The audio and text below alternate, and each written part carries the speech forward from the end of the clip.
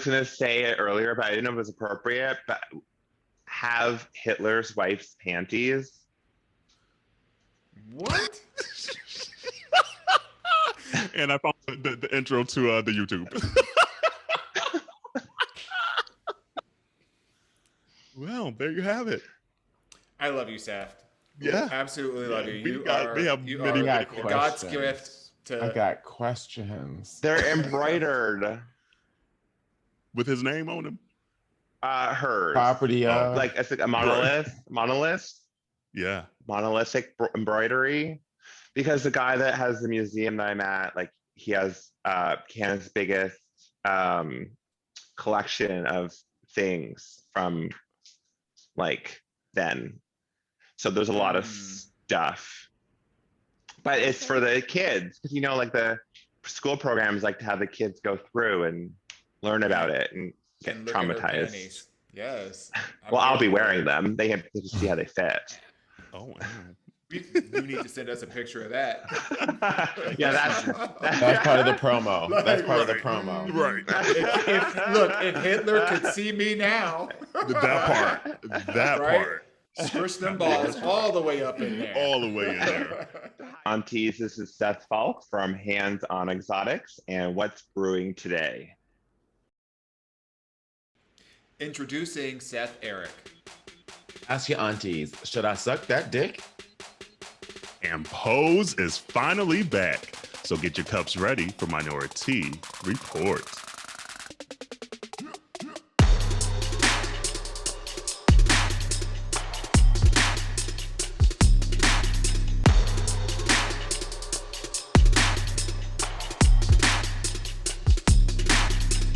Well, hello. Welcome to Minoritea Report. It's Auntie Kerel.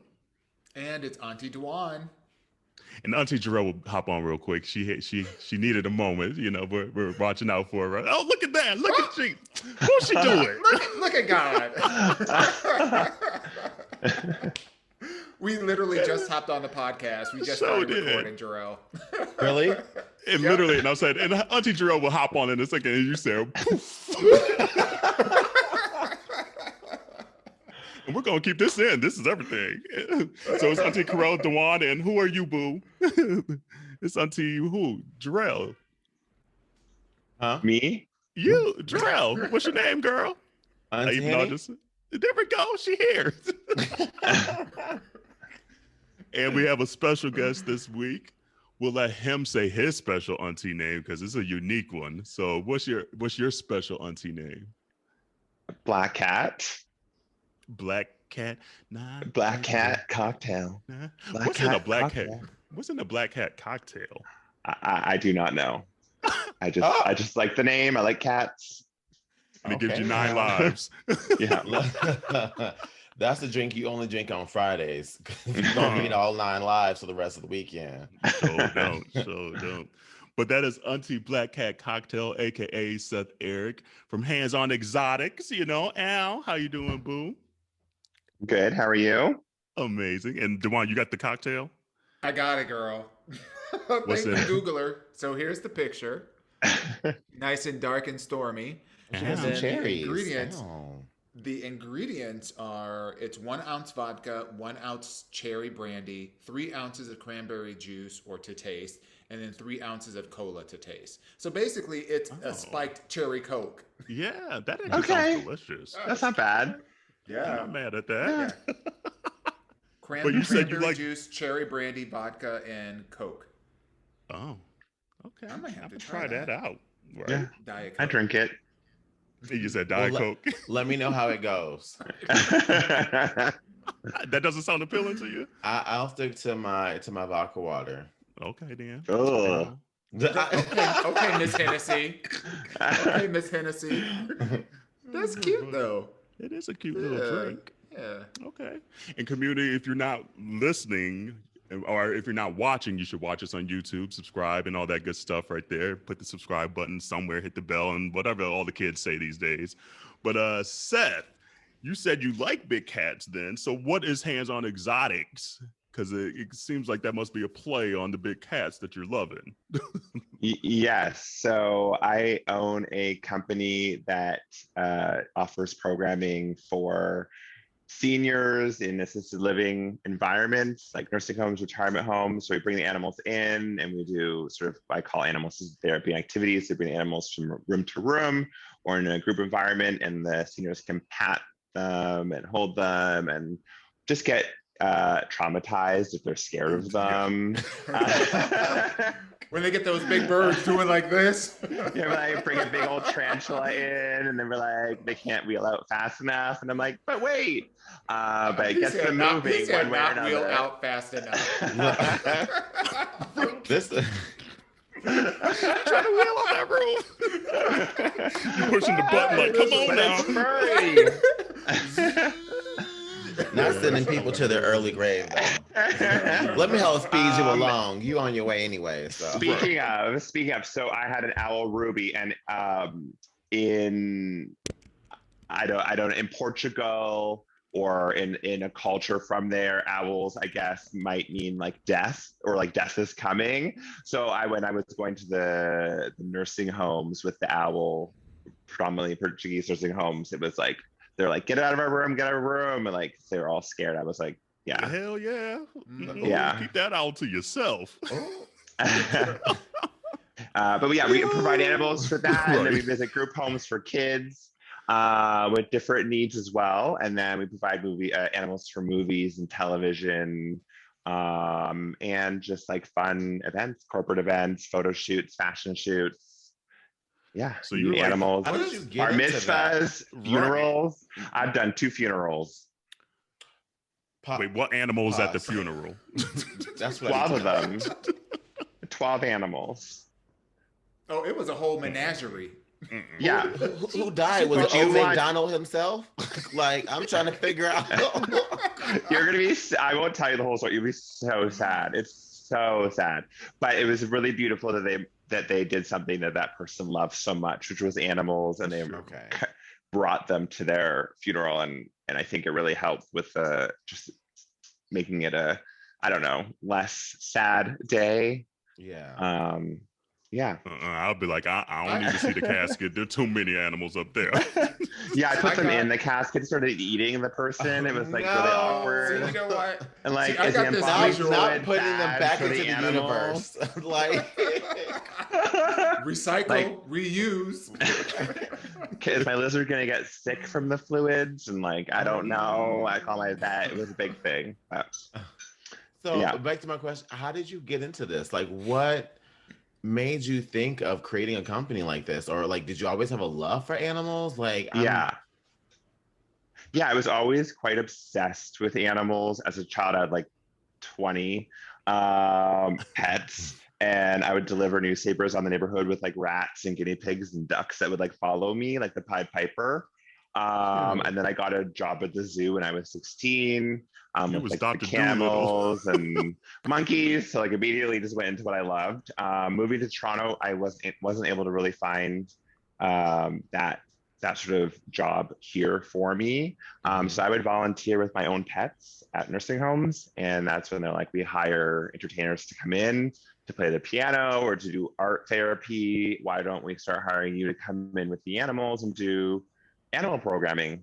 And for them, it's their most attended program that they have is when animals come in. So it's also more bang for their buck as well. Yeah. I mean, all joking aside, I think it's an amazing idea just because of the fact that, like, especially in times like this, like, you have to find those moments of joy wherever you can get them. And although a lot of people don't have pets because mostly they're too much work, the idea of being able to just touch an animal momentarily and then send it back to wherever it came from or whoever it came from, and then you get that temporary like happiness. I like that. It's like almost like when I see someone who has a dog, I'm like at the party, I'm the one petting the dog, you know, hanging out with the cat and stuff like that, and then I'm like, okay, good, I don't need you no more. So I could only imagine how that can be so just like inspiring and just kind of just a good way to escape, you know, when you're in the middle and the thick of something that's very dark for you personally. Yeah, and when you're at a nursing home environment, you can't bring your pets with you. So I'm Right. guessing most of those residents had a dog or cat or a parrot with them, and they were put in the home. So it's their opportunity once a month to get a little bit of animal time in. And I also work with Alzheimer's and dementia patients, and they seem to really connect with the animals. I have a funny story. I was visiting a dementia floor, and the lady was having a full conversation with me about like the lizard and the snake around her neck. And the nurse came and she's like, I've been her nurse for like a year, and she's never said one word in English. We didn't even know she spoke English. Like, we didn't even know she spoke. And she was like, blah, blah, blah, blah, blah. And I had a cat, and a dog, and like it just connected So it in her sparked a brain. remembrance in her brain. Wow. Yeah. Because I think you go back to like earlier memories, and that was one of the first that a lot of people have. That is So that was like such a fun moment. But yeah, I cry almost every visit.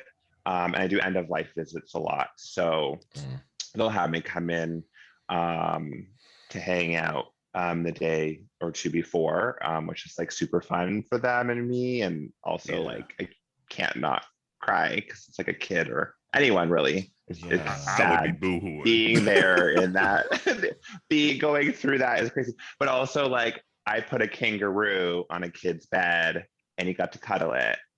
And wait, time out. I got a question. Where are these pets? Where are these animals coming from? Like, are you working with your local zoo? I am the local zoo. Okay. He is the zoo. Yes, you are the zoo. Okay, now. I am the captain now. Right. So look at me. Tiger King, meet Tiger Queen, okay? Yes. All right now. And I can get into that too, by the way. I have some like inside tea. But yeah, I do have my own set of I do have my own set of animals. And most of my animals I've got as rehomes or rescues. So I take in animals people can't take care of, usually parrots. And they're the ones that work with me. So in that way, it's also great educating people on the animals and their lifespan and that sort of thing. And also keep my animals motivated and busy and out of their cages and having fun all day. So on that side of thing, it's almost therapy for them as well.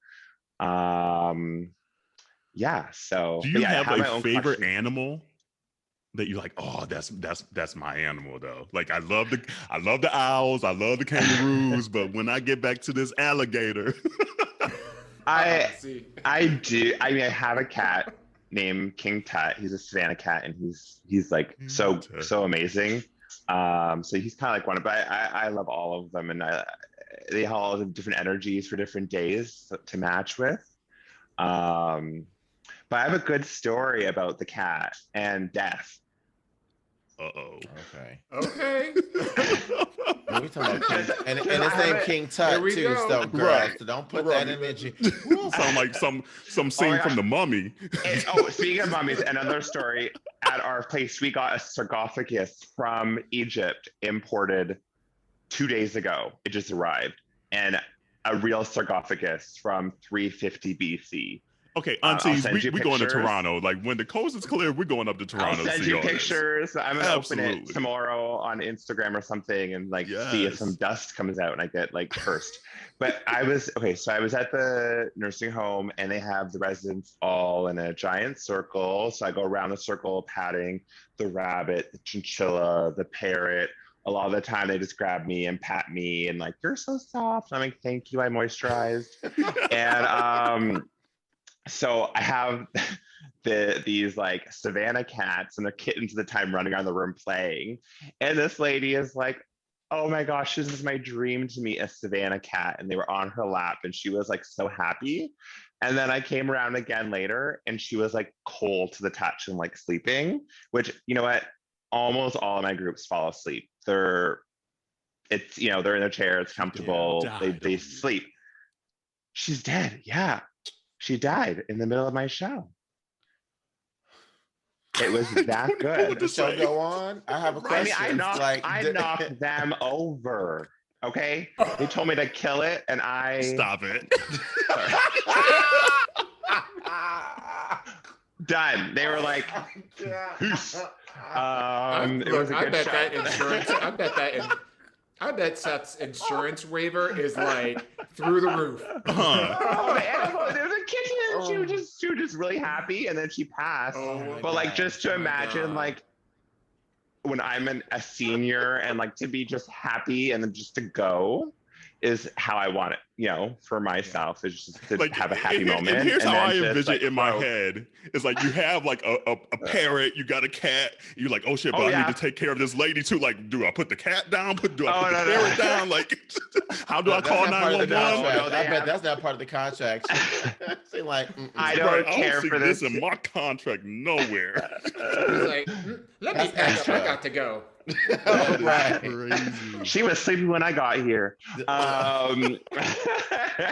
No, there's nurses and the activities staff in the room with me, always participating and helping with the patting and the hands. So like, yeah, it was really, I mean, I'm gonna say a cute moment now. Wild. At that moment, it was I think cute. a very normal moment for them because it's a nursing home and it happens all the time. But They said, rest in peace, Betty Smith. Betty Sue, yes, rest in peace. I mean, you just told me it was like the best moment of your life before you died. So it was the last moment in her life too. it's true. There could have been others, but there wasn't. just Jerrell.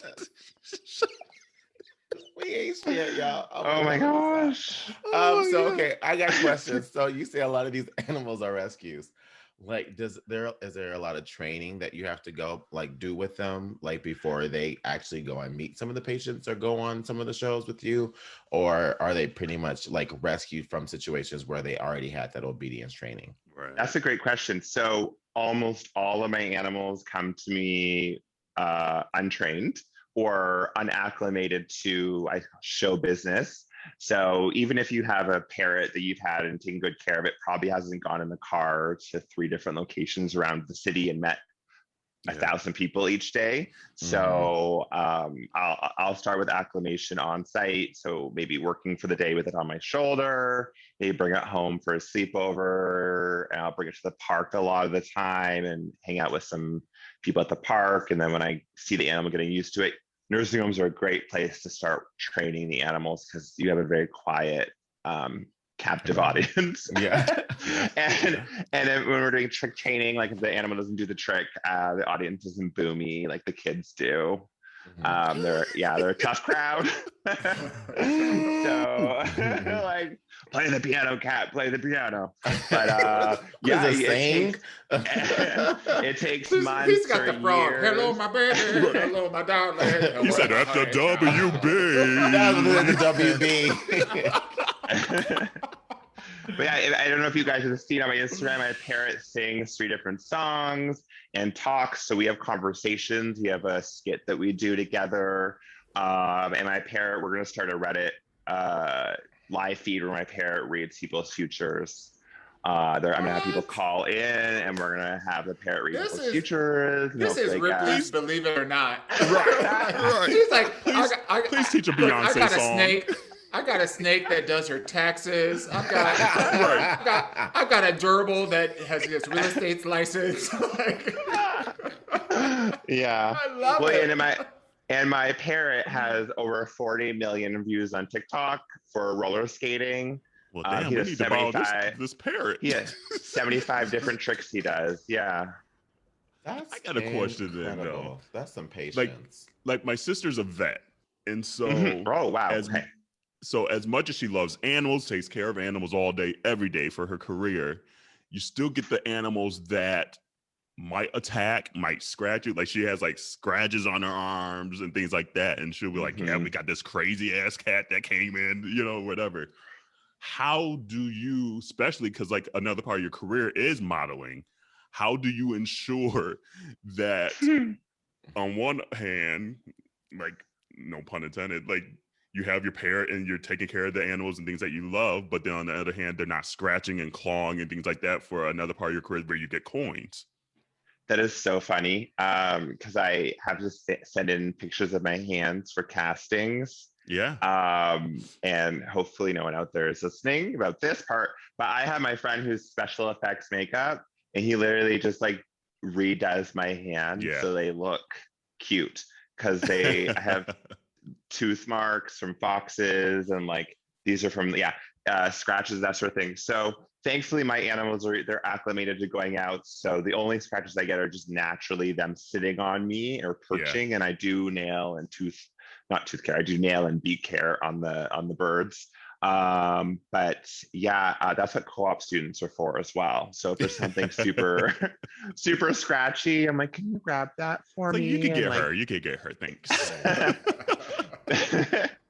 I know, because literally, like, my sister on her forearm now has like a big scar now from one of the animals that came in. It's just like, it's just part of the job, you know. Yeah. Oh, Sometimes the animals get scared. Yeah, exactly. Yeah. You know, animals get scared. And that's their natural reaction is to, you know.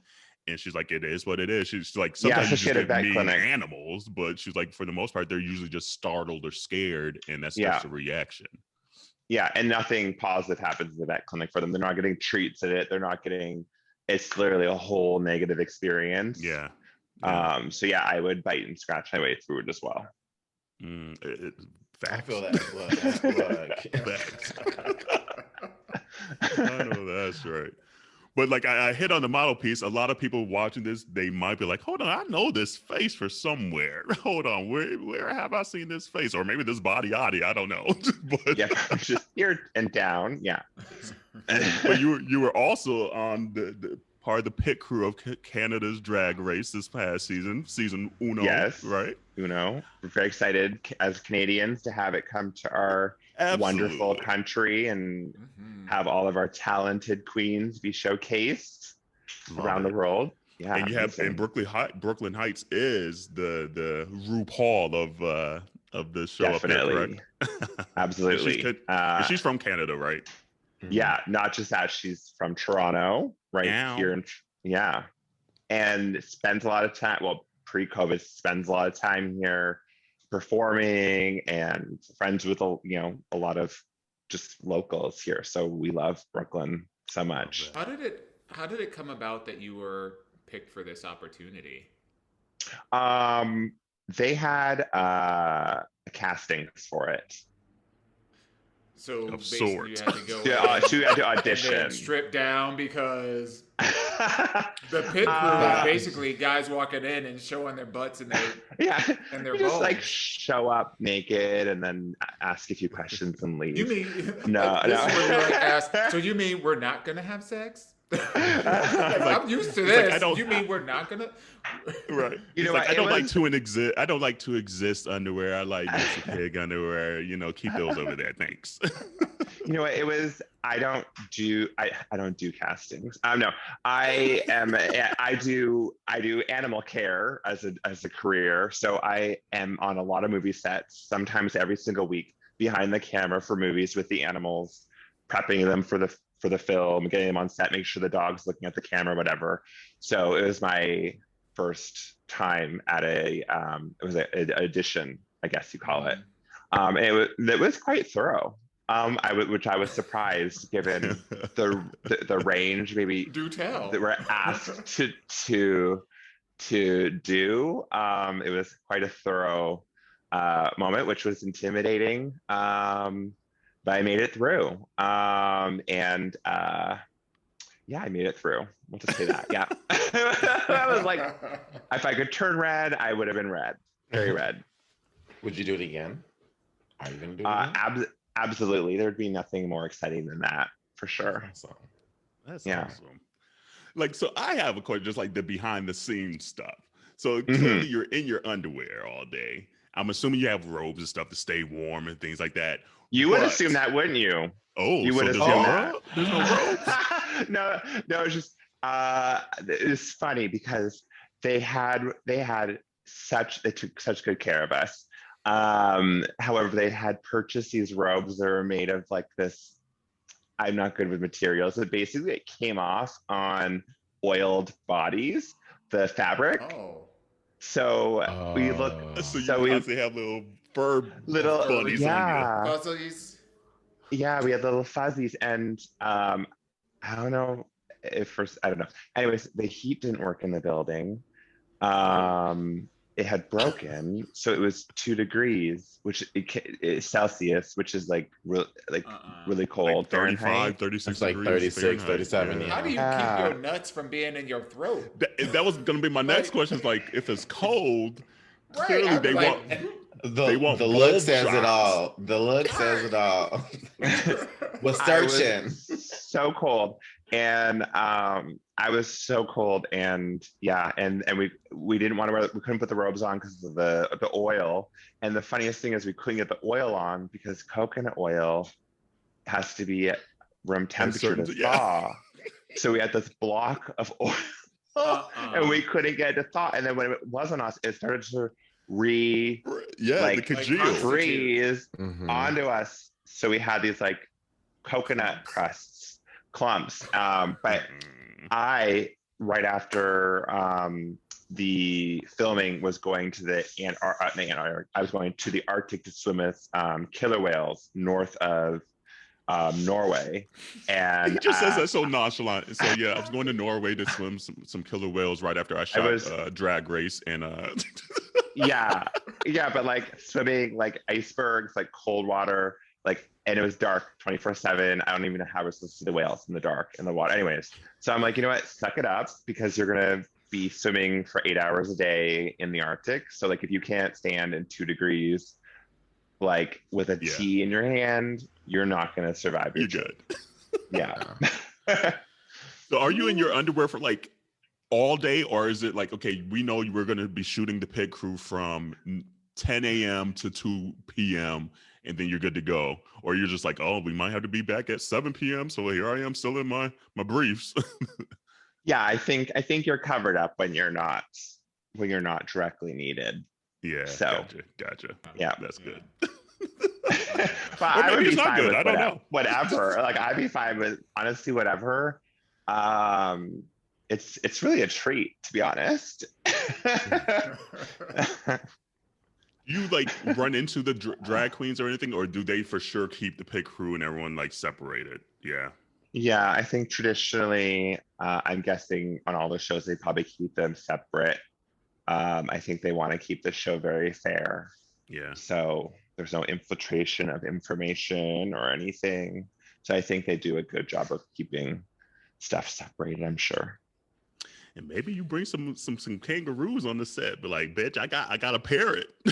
I was He might thinking not about want it. to do that. He might not want to do that because somebody might drop dead, and that's a whole other situation. Yeah, that'd be really fun. Not funny, sorry. But bring animals, that would be funny. Sorry. Because I have skunks and stuff, so I was thinking how funny it would be to like drop a skunk on set and have it running around chasing people and just Okay, Seth, I have to ask this.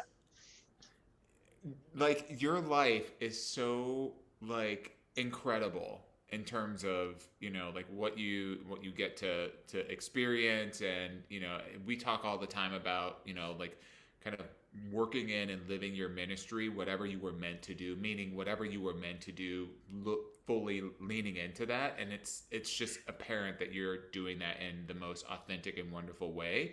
And you are clearly built for this. So my question is very lighthearted.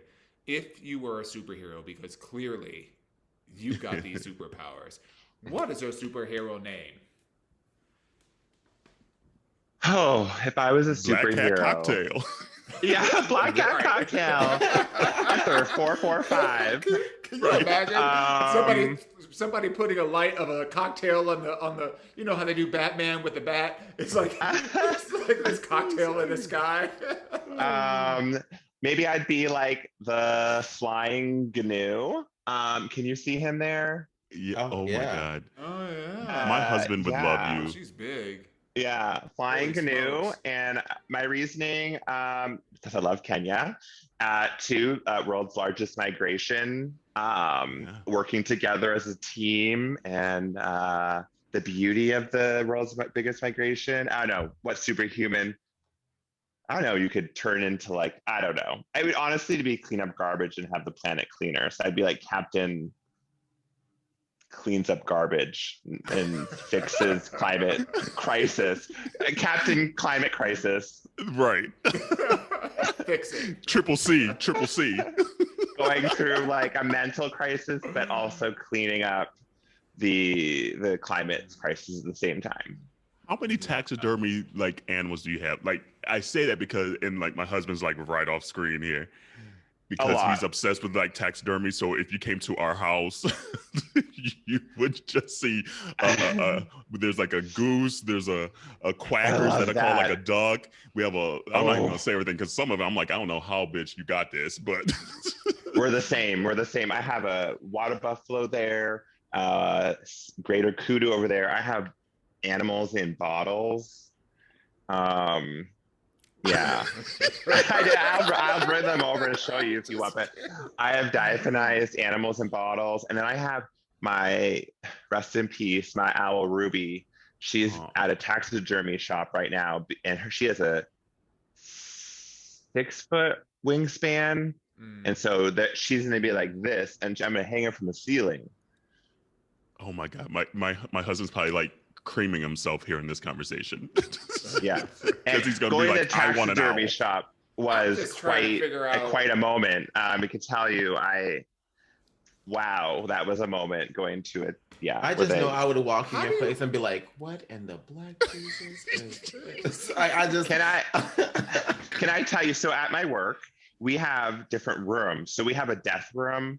And in the death room, we keep it warm. And then we have these fridges full of beetles that eat flesh. So we take the dead animal or person or person's parts, and we put them in the dead animal room or with the beetles, and the beetles eat the flesh. From there, we put them into the bone vats. So these vats with chemicals that like clean off the extra flesh. Then from that room, they go see over no beetle at your crib. Be like, is that beetle gonna eat me? Be like, is that your beetle? Is that your beetle? Yeah, and then from there it goes to articulation part where we have articulator Toby, and he actually articulates the animals back into their original state. And then they get sold to so he's an absolute amazing artist. And Noelle, who works in a death room, which is honestly. She's insane. Just the smell in there is crazy, but you get used to it. And she's able to do it. And it gets all the flesh off. Where my mask at? But if I could tell you one other thing, we were the #1 trending topic on Twitter at Christmas because a gentleman here in Toronto was walking down the street and a motorcycle ran into him. And his leg got really badly injured, and they had to amputate his leg to save his life. And he put something on Twitter about like wanting it like to preserve it. And so the gentleman I work with at the museum messaged him, and we picked up his leg at the hospital. And after chasing each other around with it a little bit, we then put it in the death room. Please tell me there's video of you doing that. Honestly, great thing to try tattooing on is someone's like skin, like flesh, I can't right? do what you said. Anyways, so we got the leg, we articulated it, and then for Christmas, we had him come and pick up his leg, and every single news agency in the world, did a Zoom call or came in person, and there's pictures of him and his leg and the team, and it's so sweet. And it was like really, it's a horrible thing losing his leg, but it was such a fun moment for him and the team. It was like, so sweet. And I think it should be a Hallmark movie. Like, oh my Jesus. The queers that gave the leg back at Christmas, or I don't know. It needs a better title. But like, what do you want for Christmas? I would really like my leg preserved. Third leg. Right. I can get you one. So we actually have a penis and a vagina in a bottle collection with different abnormalities on them. Is that him? That's him. That's it. And, oh, that's the two-headed cow. If you're And not, that's our Santa and we're showing Claus it on on the a screen, you need to sleigh. watch this on YouTube.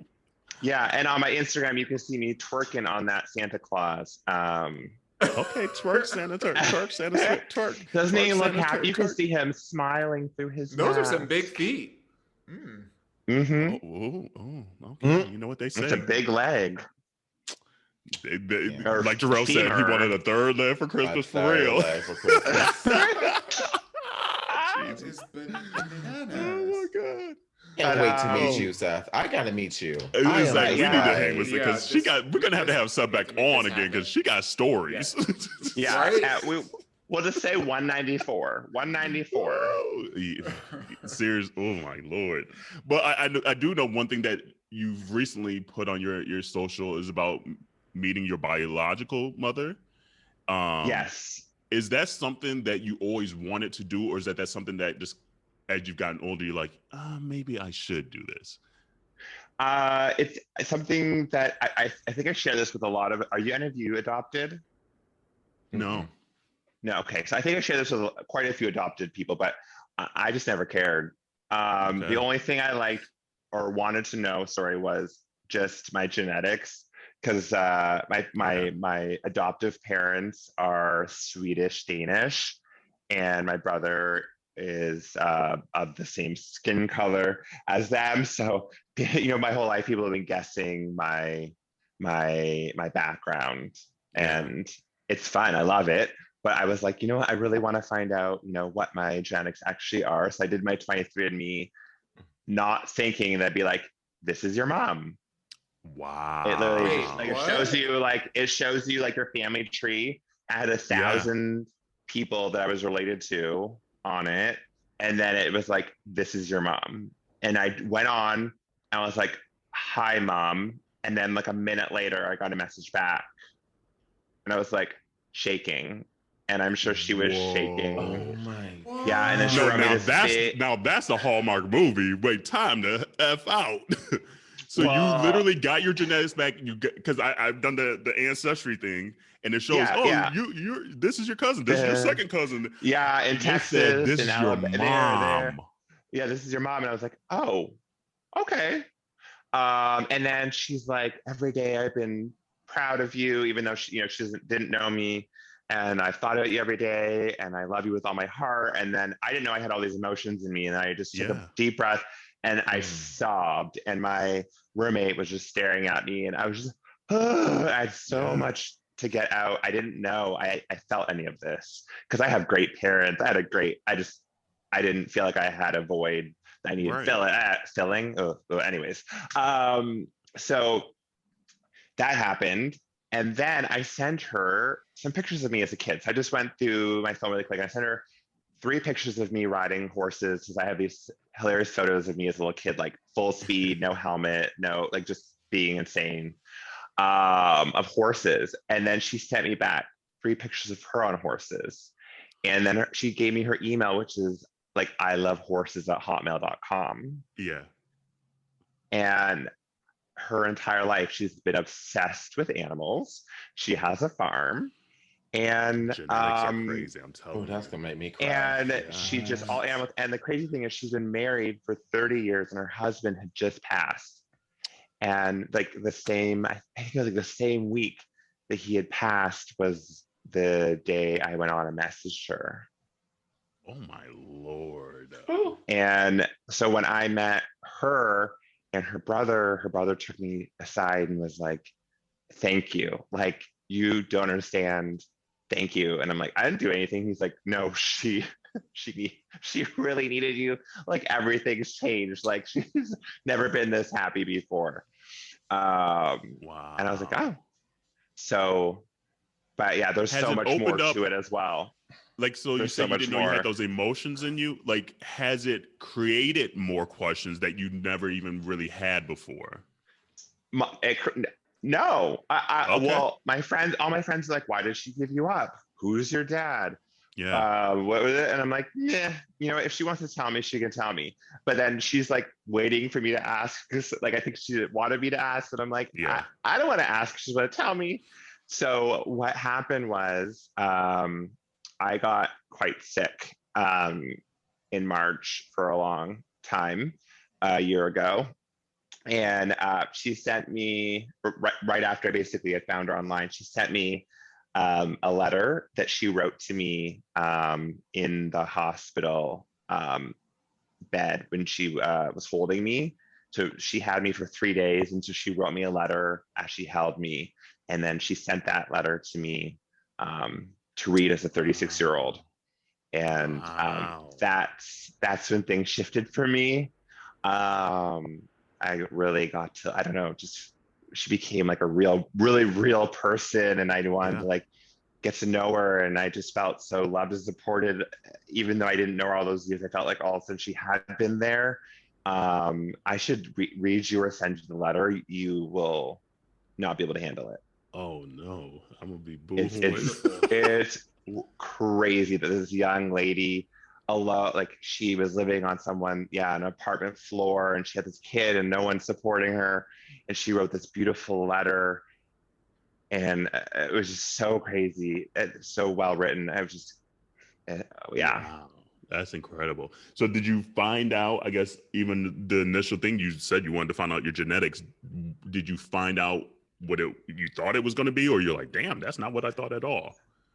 Yeah, so I mean, my whole life, first I'm from Cambridge. I was the only POC in my entire city, school, high school. Also the only POC in my family.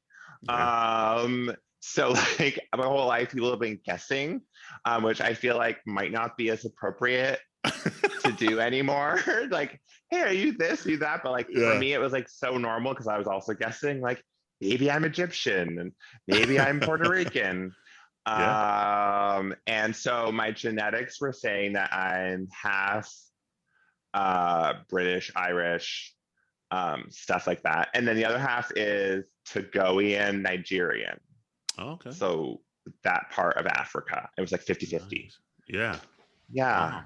But my birth mom has told me that my father was from Trinidad, and like I don't know if there's a lot of Trinidadians in the US, but like here in Toronto, we are very Trini full. Like everyone, it doesn't matter what color of skin you are or what accent, you're still from Trinidad. Like everyone's from Trinidad. Doesn't Toronto have like that big carnival every year? Oh yeah. We have the biggest carnival in the world, or outside of. I think that's one of the big. Yeah, it's huge. And yeah, there's so many people are from Trinidad, and it's like, but you look like this, and you're from Trinidad. Well, of course, everyone looks from so of course he's from Trinidad. That is a hallmark ass movie if I've seen one or heard one. I can tell you, my adoptive parents are very conservative to an extreme degree. So there's a lot of parts of my life that I felt very ashamed of and struggled with, and wasn't able to go to them to talk about things. And so there's a lot of that, which I'm sure many people have gone through or just deal with. So I just didn't choose to talk about that part of my life with them. It's fine. We'll just talk about animals and dead people. And with the birth mom, I didn't know, she's from the same small town. And so I didn't know how she would take me. And I didn't know if that would be something to be, shame. I didn't know how she'd take it. I mentioned that there was a trailer for a show called Drag Race that I was in, and I sent her the link. And she called me freaking out. She's like, I have RuPaul's book beside my bed. It's my favorite show. I've seen every season in every country twice.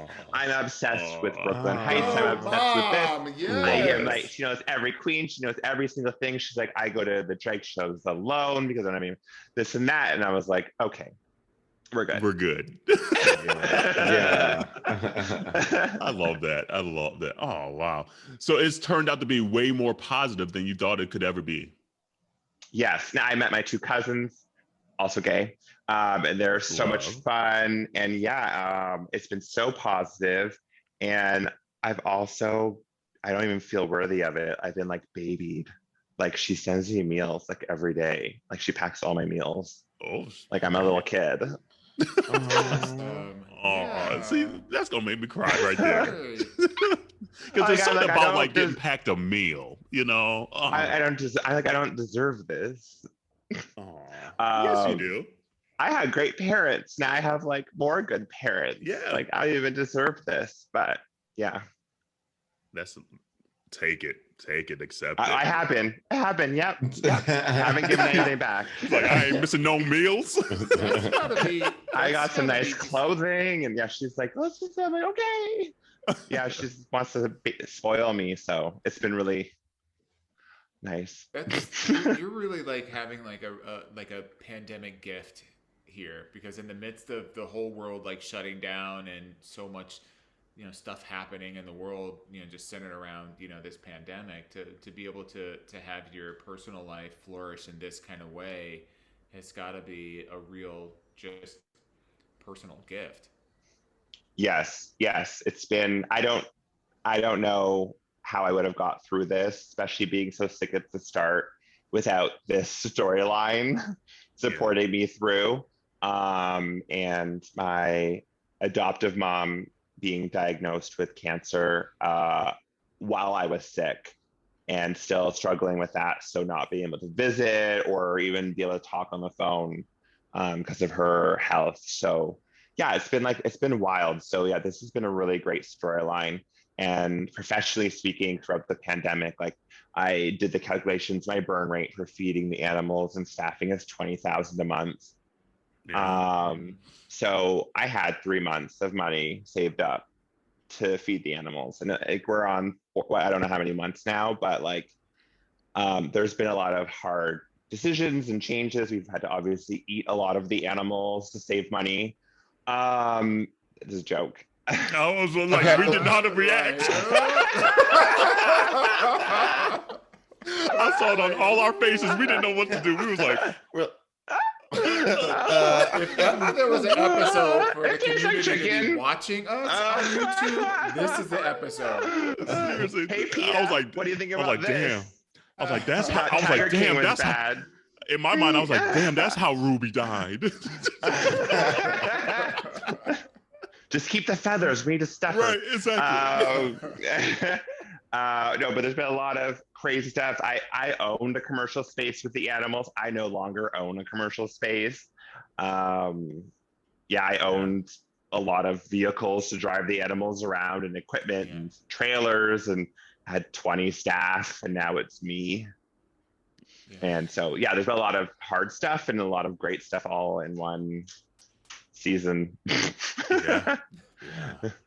This last year. Amazing. It's like wild. I always say, it's just gonna be interesting.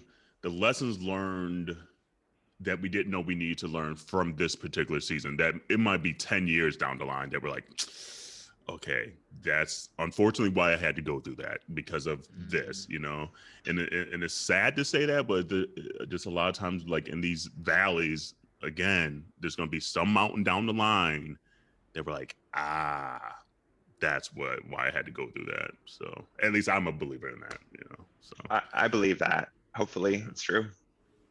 So, man, we're gonna have to have Seth back on, because we got so many more questions. Seriously, it's like you just have a very interesting life, and we're here for it. But I think it's sorry. At some point in the future, once you guys have watched Tiger King, if you haven't already, we need to decompress on it, and then I need to give you the behind the scenes tea. And also I may have got some letters from jail since he's been there from him. So maybe I can read some of those off. Oh, wait, hold on. That's a teaser and a half. Like, shit. Hold on. We've been looking at our calendar and penciling you back in. We will make this happen. Absolutely. Yeah, I have a lot to unpack there as well. Okay, well, yes, we're gonna get a episode 2 of this, because we need this. I think my jaw has dropped more times in this episode than it has ever. Honestly, I could not agree more with you on that. I'm sitting here like, And I'm sitting here and spent my life away Where jaw are we dropping. right now? And then next thing you know, he'll be like, and here's the snake from Britney Spears' 1992. I'm I a can slave tell for you. for you.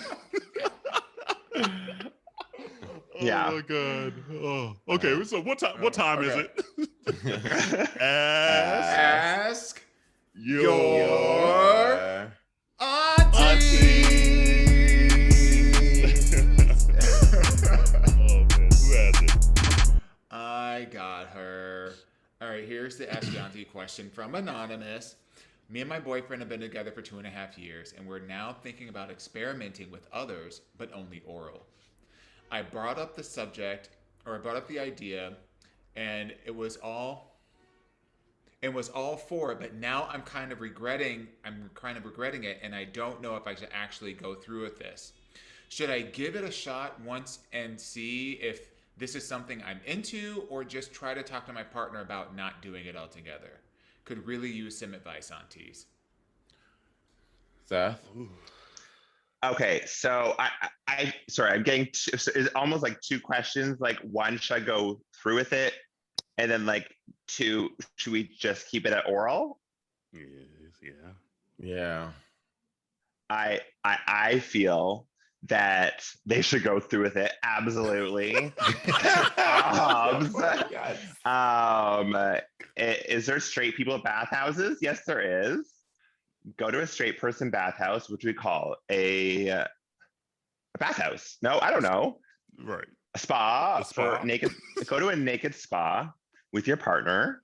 Have a cocktail, virgin, full of alcohol, whatever, and then experiment. But the thing is, when you're there, you don't have to follow through. If it just doesn't feel safe or comfortable, then don't do it, and just hang out and talk. And if it feels fun, and I feel like that would be a great environment versus like having the person come over and so much pressure to like with your partner and the other person, and like then they'd have to like take an Uber home for $6 and they'd be crazy and like I don't know. But also I think And you don't should let just there do be a surcharge for like, oh damn, the surcharge and and on the other part of it, I think for me, kissing and like oral is very intimate. So I would just keep it like down there only and just do the opposite and just kiss my partner while whatever they're doing down there is they're doing.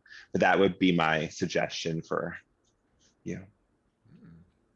I think you're onto something. Isn't there this thing called, is it called Tantric Sex or tantric. I Yeah, forget what it's- tantric. Yeah, Tantric, but yeah. it's but I believe it's like you go and you have like massages and stuff like that. It's a group experience, and then like, but you do it through like sensory of pleasure. Oh, you like know? Puerto Vallarta on the beach? That's a Never true been, statement. not yet. See you soon, PB. See you soon. coming to a Spotify near you. But I mean, I think that would be one way to try your hand of like bringing someone else in. At least it's into like a safe environment where you're like, the idea is just to relax and to just kind of connect with yourself physically, emotionally, and sexually with someone, but not in a sense of like you're here to fuck, if that makes sense. At least you'll be dabbing your hand and like doing something with your partner with other people. But that's if you actually want to go through it. The fact that you're asking, should I just give it a shot? Just let me know you have too much doubt, and that's just how your house is gonna fuck up and burn up. I'm just saying, like, if you got doubt, that means you ain't ready, and you might as well just throw the whole man away and the whole relationship away at this point if you're gonna go through it.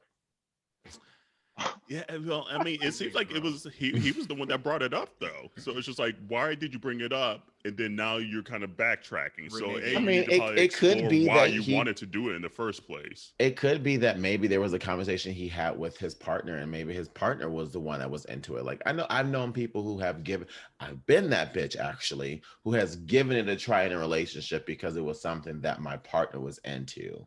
Right. And I've been that person who had the doubts, and I kid you not, I slapped the fuck out that hoe one time because he was crossing the lines when we were doing something with someone one time. So let me tell Auntie you, Henny. it's right. Let me tell you, if it's not something that you're up for, just simply don't do it. Communicate it with your partner that you're not there, if you are entertaining the idea of possibly growing in your relationship and may one day be there, then say that, but don't force it if you ain't ready. Like, just don't do it, because what you end up doing is sabotage and create all these other insecurities and all this other drama in your relationship that's going to be unnecessary. For what? Because you just didn't communicate. You rushed it. Yeah, like I just want to know the behind the scenes of why you brought up in the first place. Like that's where I'm kind of more intrigued than anything, because it's just like, are you doing it because you felt like you were forced to do it, or just because we've been together 2.5 years, let's spice it up and this is the normal thing to do? Question that first. Besides like just going along just for the fact of it, it's fine to change your mind. Like if you were in a moment and you're like, okay, now I'm actually, no, I'm not ready to pump the brakes. That's fine. Mm-hmm. But you're going to have to communicate everything and explore within yourself why you want to do one thing, and then why you're not comfortable and why, and things like that.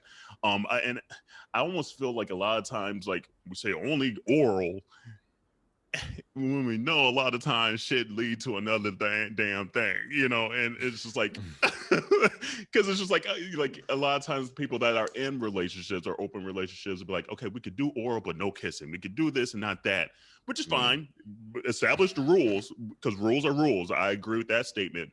But a lot of times I think we do that thinking, oh, that will not make them fall in love with somebody else, or this will not make them, you know, instead of being like, okay, why am I feeling this way?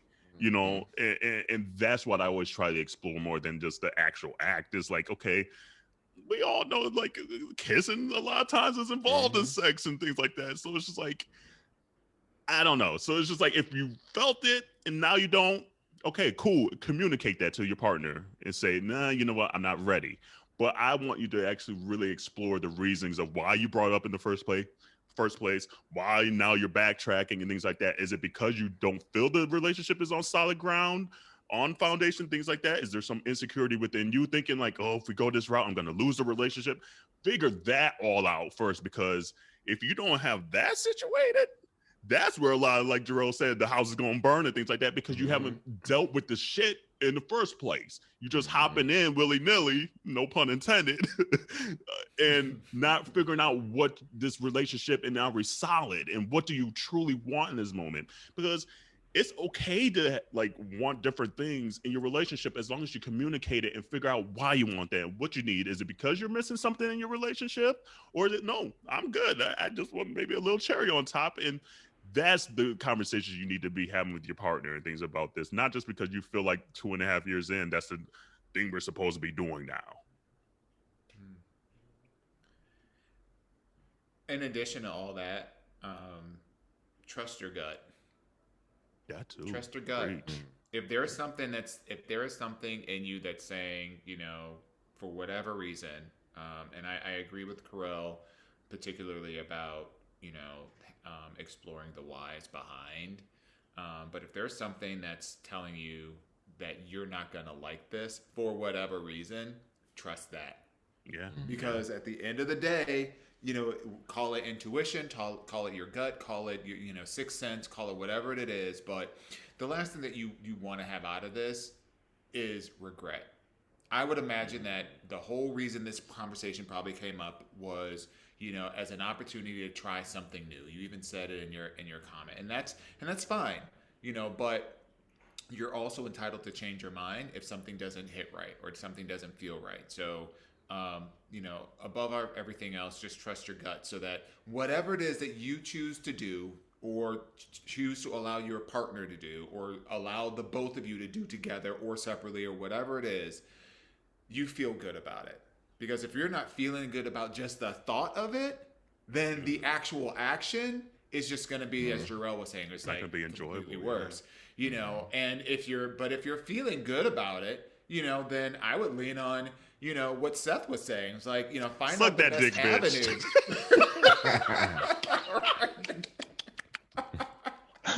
You know, like, go to that bar in Chicago. Dive in feet first. But, you know, if your gut is telling you, like, you know, we all have that little thing that's in the back of our minds or in our guts or whatever that's telling us the things that we shouldn't be doing. We all have it. And sometimes we listen to it and sometimes we don't. And the fact that you're questioning this now just said that that's a little bit louder with this particular situation, and you might want to explore that before actually committing the act so that you don't regret it. But it's great. And it's going to be wonderful if you do choose to do it, and bring poppers. I know that's right, and a black cat cocktail too. Okay, that's to loosen up a little bit. Okay, some of that J Lube. What did you say before we started recording the podcast about your experience? Like a sexual experience or an experience? She said to us she had a whole lot of bad experiences happen in her life, and she's willing to give all the kinds of bad advice to anybody who will listen. So look, go ahead.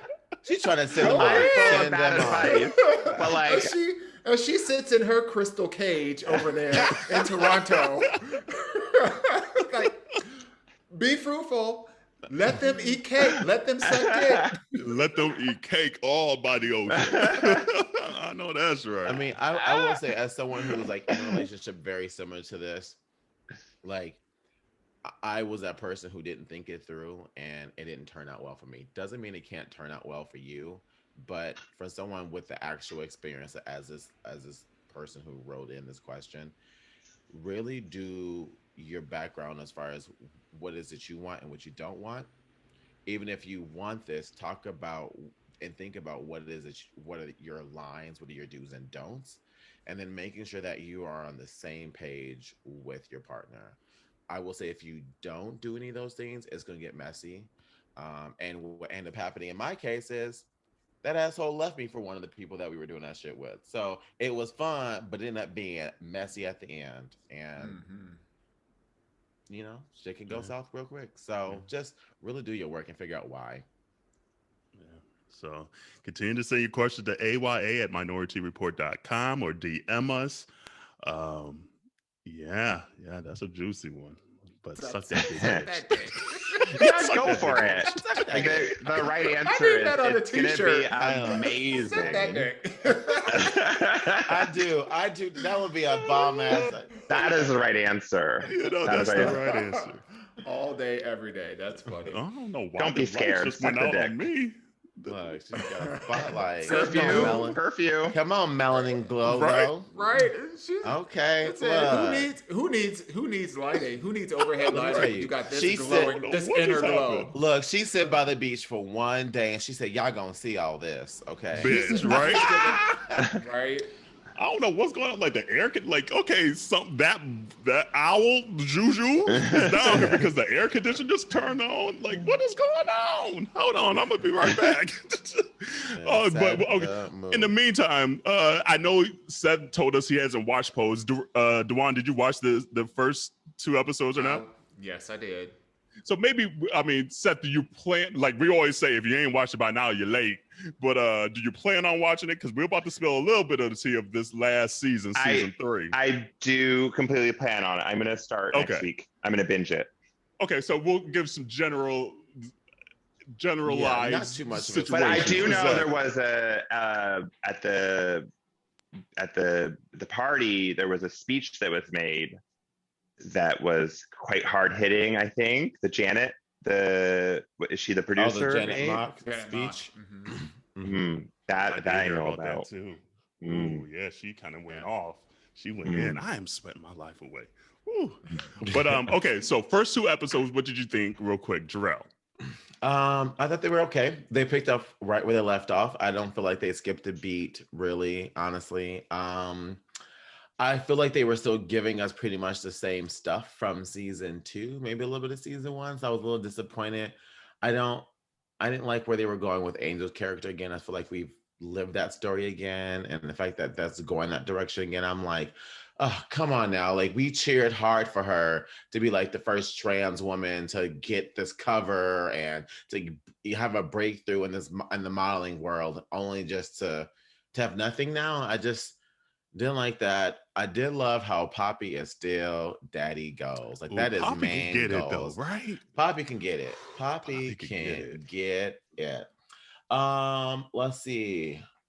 Other than that, I'm still living for Elektra's lines. Like they are giving her the best lines. They are. Acting is still very like plateau. It's just here. I was gonna say it, but I'm glad you said it. I mean, you I was know, gonna say it. but she still serves the looks. When it's time to read, she makes sure the library doors are completely the fuck open. And I'm a little tired of Pray Tell. I ain't gonna lie. Pray Tell was irritating me. This whole storyline that they were going with him to can just Suck a dick. yes, it would, because it could suck that It could dick. suck That's a what dick. that It can storyline suck that dick.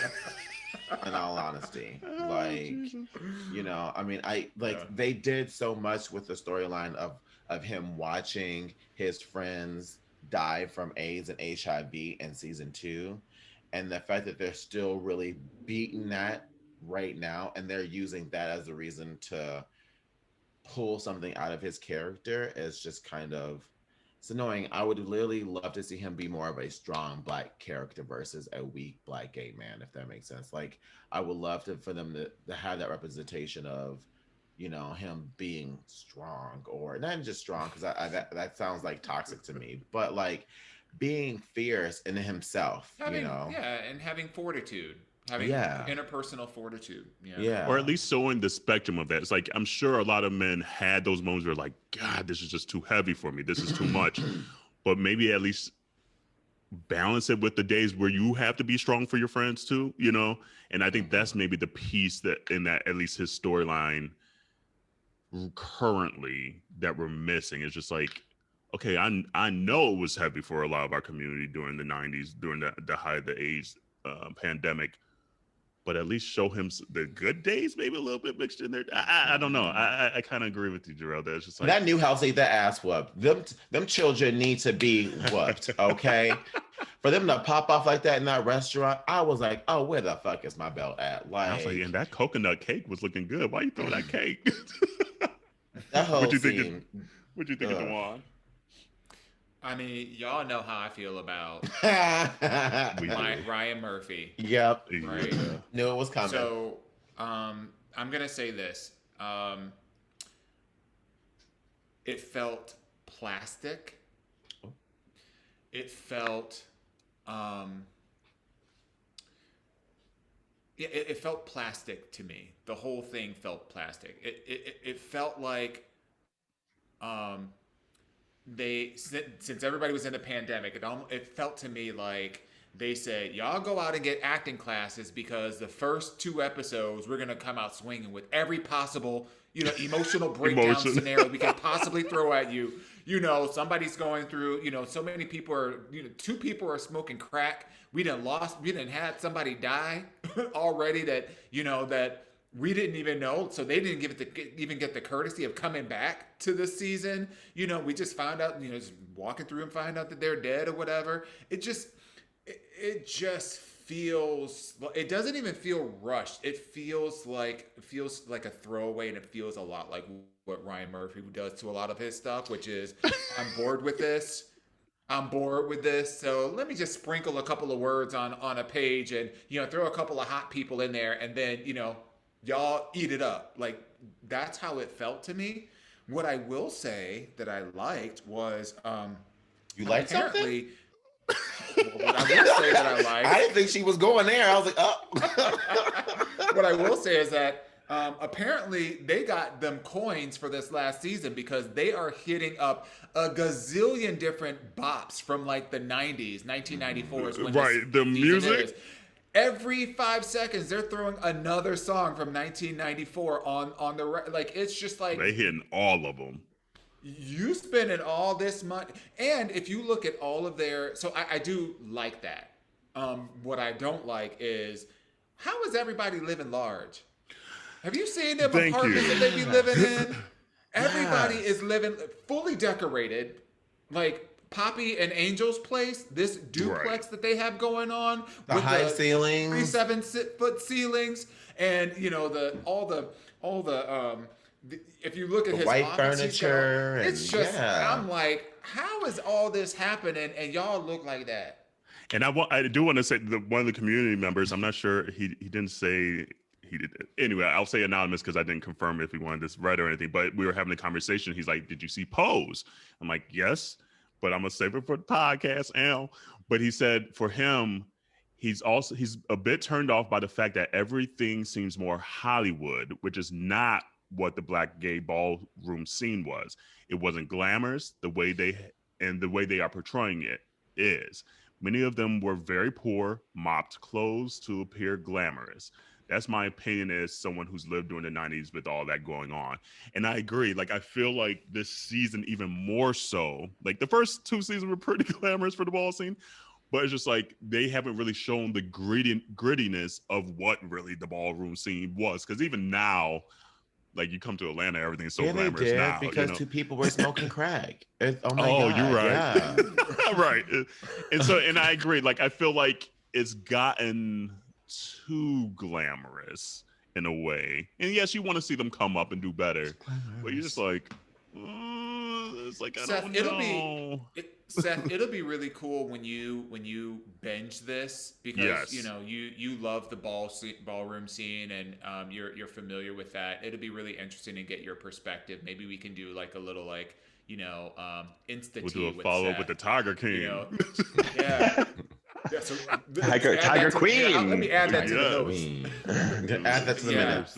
It'll be very interesting to get your perspective, because it is highly produced. The ballroom scenes are highly produced, so it'll be interesting to see what your perspective is. I mean, speaking of ballroom, what about Legendary? That's coming tomorrow. Literally, it comes back tomorrow after recording today. Are y'all excited for that? So excited.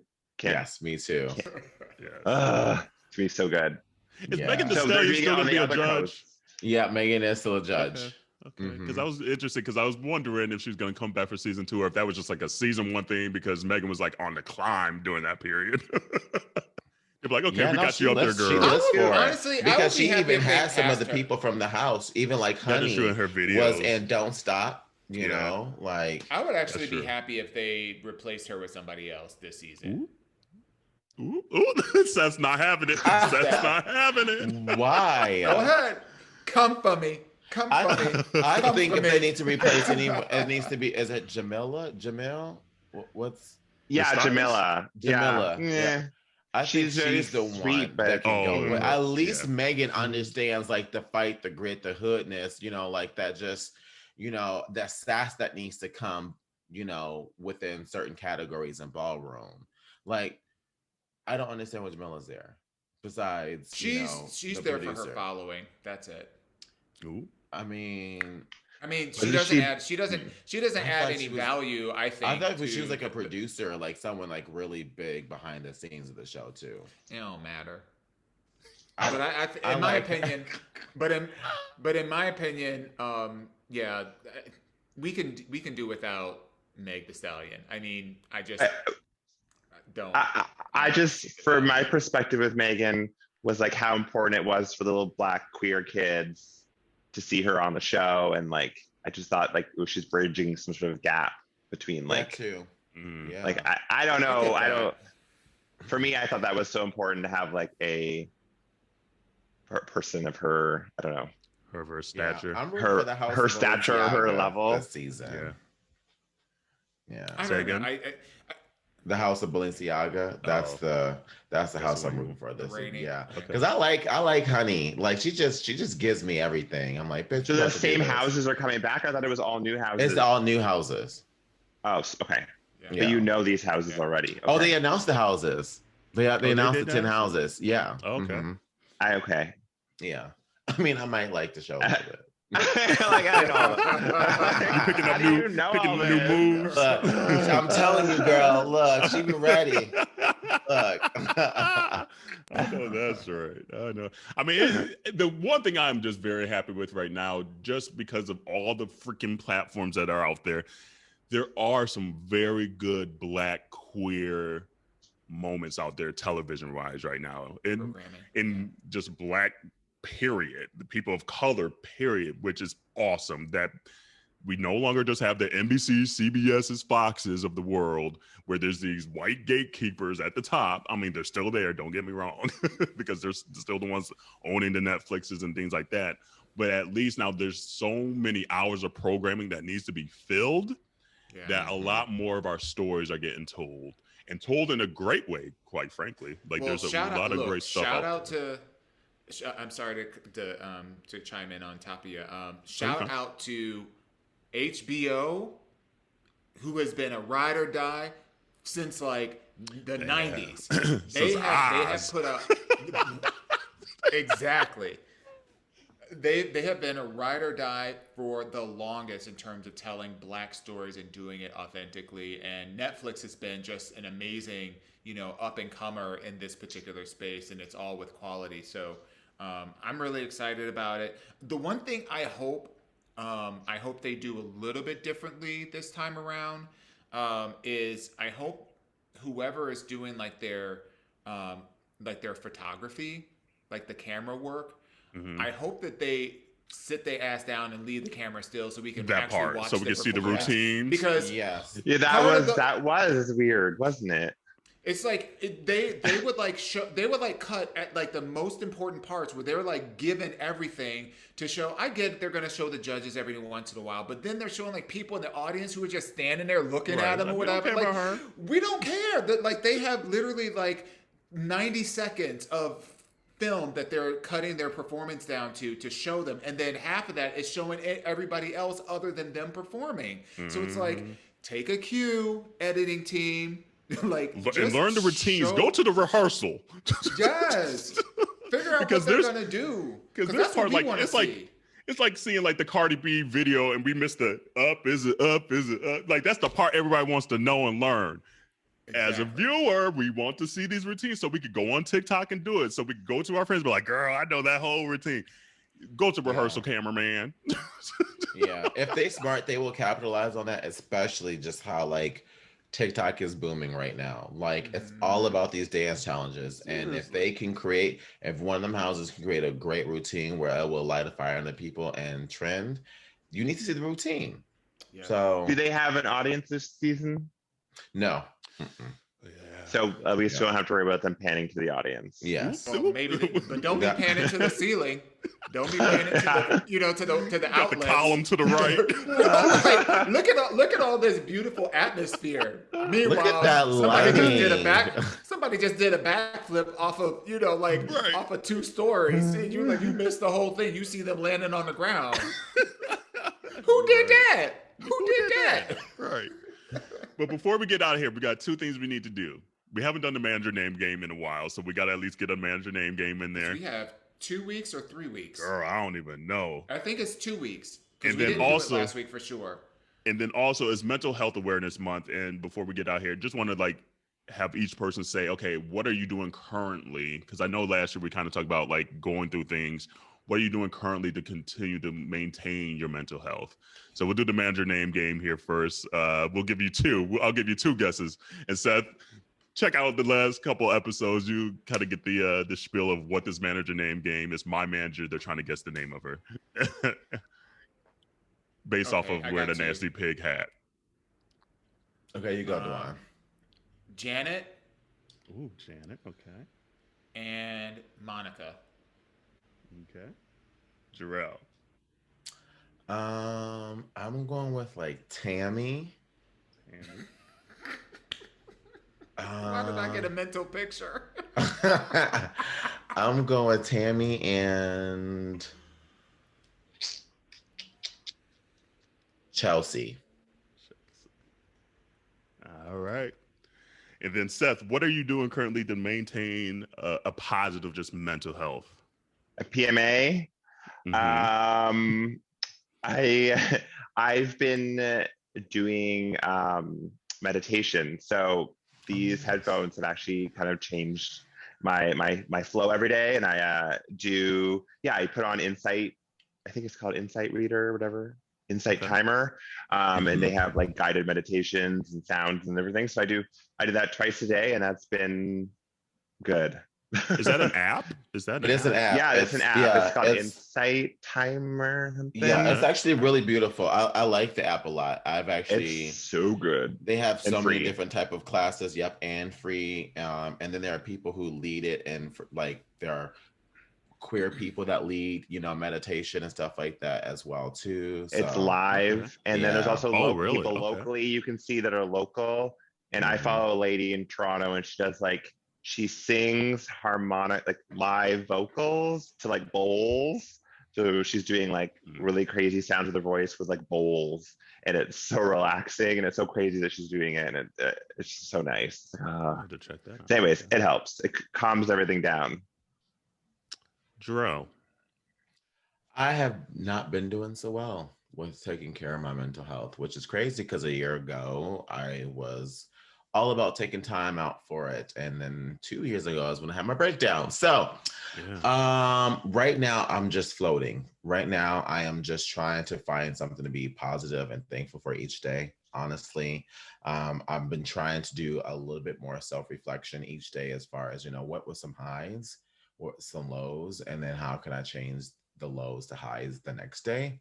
So I've been trying to keep myself positive that way, but I've been like in the middle of some life changes and stuff like that right now, and juggling 2 jobs at the same time. So I don't have the consistency each day, like 3 o'clock every day to take out. I can do it at 2 p.m. here, I can do it at 9 p.m. this day, I can do it at 5:30 in the morning on this day. And so it just doesn't land when it's all over the place like that. So one thing I'm going to push myself to do though is just be more healthy. I want to start working out more. I find myself whenever I'm being active and physical that I am just a lot more relaxed. So yeah. Dawon. She stays busy. She always has things going on. But I've been doing basically a don't do day. So if I'm like getting to a point where I'm just like stressed out because of work or all the things that are going on, I'm not doing dishes. I'm not doing laundry. I'm not doing a lot of the things at home just because I default to taking those on, and not because I absolutely have to, but those just become extra things that I have to do, and it weighs on me because it's sitting in my head. And when I kind of say, you know what, today's just it's a don't do day. Mhm. Right. Like I'm ordering pizza. I may be watching some TV, some My 600 Pound Life or something, and just let that stuff go. And it's been helpful. So and once this weather gets better up in here, I'll be able to go outside and enjoy some of that. What about you? Know that's right. Oh, we know what she's doing. Well, right now, like I'm in Puerto Rico, hence the change of scenery. But even being down here, and I know Corey's giving me the eye now, trying to not work as much. Like it's like I know I have the podcast, I know I have just my day job and things like that, but trying to at least be like, okay, you know what? Let me at least put the phone down for like a couple hours and not posting anything. Let me at least not check my email. Let me not just do this. Let me try to find the next teaser for this and things like that. And being aware that, because I'm similar to you, like if it's on my brain, I'm like, okay, I need to knock this out. Let me finish this. Let me get it done. Da, da, da, da. And your brain never just shuts the F down. So that's what I'm trying to do. We'll see. We'll see how good I am at it, because I'm not very good at it. But even if not on a vacay, having a moment, like you said, like Corey will like walk Tucker, and I'm like, you know what? I'm gonna go on the walk with you guys today, because usually it's him and Tucker that kind of take the walk and be like, you know what? Let me get out the house for a second and not even take my phone, not even look at my phone, things like that, and just be in the moment. And just breathe for a second, because I'm just not good at it, and I'm trying to. I'm aware of it, but to actually take steps on it, that's my next step in the process, and just being aware of that. So, but I'm just happy to be outside of Atlanta right now, quite frankly, and chilling on the beach and just listening to the waves. And I'm finding that literally just stills my mind, and I'm listening to the waves. Like I'm not thinking of the next thing. I'm not doing the next thing. I'm not whatever. And that's kind of helping, at least in the meantime, in the immediate time. So You know community. what else you can do? Oh, what's that? You know what else you can do? What's that? According to Seth, you could suck a dick. These Puerto Ricans, Suck I'm that telling dick. you, honey. I mean, Take I'm a telling few. you. Wear a mask, but As I wear a look over mask with a little hole. Chew on that foreskin, baby. Just Oh, nibble, nibble, nibble. Nom, nom, nom, bitch. But Seth, where can they find you? Tell us your socials and anything that you have coming up that you want the community to know. Well, first of all, if anyone loses any limbs or body parts, make sure you reach out to me because let's go viral for all the right reasons. That part. Lose an arm, lose a leg, lose an eye. I got you. Okay. And yeah, you can find me if you do that or for other reasons on Instagram at Panther445. And then my work is Hands on Exotics. That's on Instagram. And then, yeah, my website's handsonexotics.com and my personal website, SethErik.com.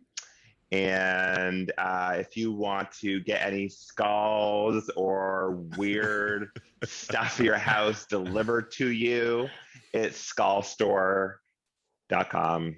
And Skull Store is the Instagram, and you can find sarcophaguses, Got it all. mummified woolly mammoths. Yeah. Christmas check is it just out. around the corner. Right, Y'all go Christmas out there is just around the corner. Christmas is busy. and support our friend Seth. And I send gifts back. I'm gonna say that. Yeah. Right. Yeah. Two-headed cow is on sale now. So, you know. Yes. There we go. Support our friend Seth. Go out there Absolutely. and follow and buy something. Buy a toe. Buy an eyeball. Buy something. An But elbow send or some something. support to our friend Seth. We gotta We're gonna have you to have back. him on. Seriously, again. Yes, we do. We gotta have you back because I mean, We my need this mouth part was, 2. my mouth was dropped. And he left with the teaser with the Tiger King story. So we definitely gotta get you back because we want to know. We gotta dive in deep to that. Community, you can find you us saw at my- Minority. Go ahead. Yeah. Sorry. No, keep going. No, we want to hear you.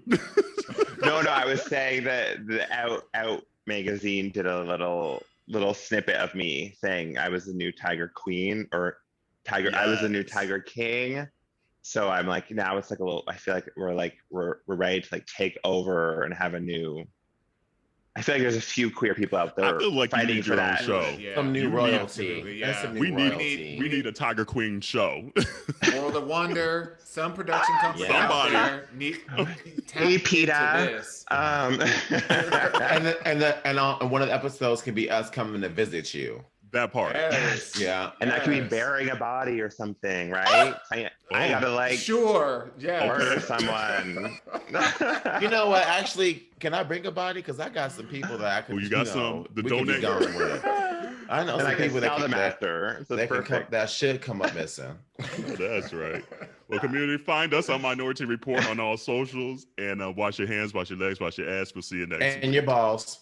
And your balls. Bounty Fresh. Bye, y'all.